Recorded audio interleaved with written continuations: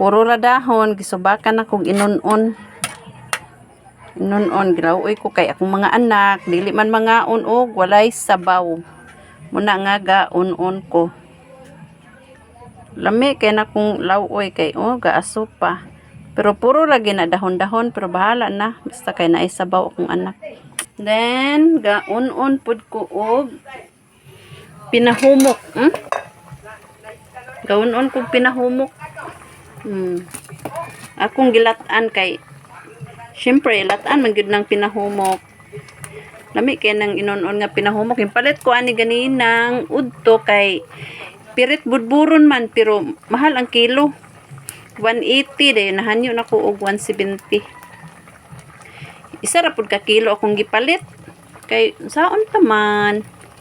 Mura may ma-afford isa ka kilo. Amo anin tagidjuon. Subak-subakan na mo ning utan.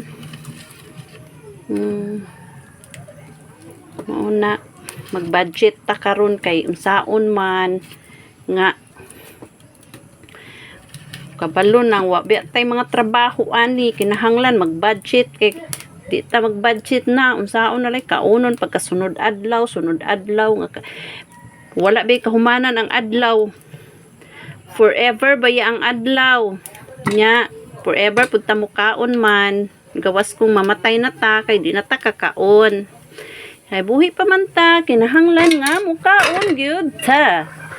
Kay kaon ray puhunan lami kay akong inon-on ay samot nagmo action ni siya malamala sus lami kay ni dayon with Sally dayon. Sili ana to.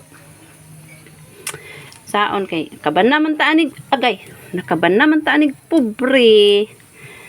Nawa na lahi na ang pagmahay di na malikayan.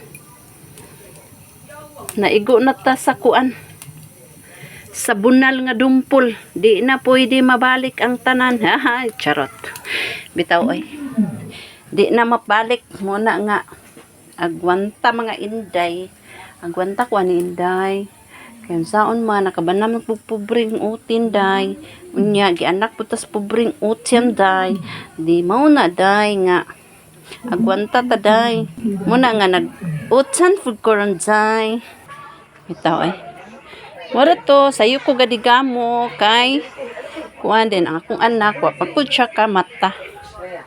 Aron tulog pa. Then gi pakaon na nako si Mateo. Kuan. Nalitagan. Aman. Nalitagan ko sa likod. Mao ni maluko.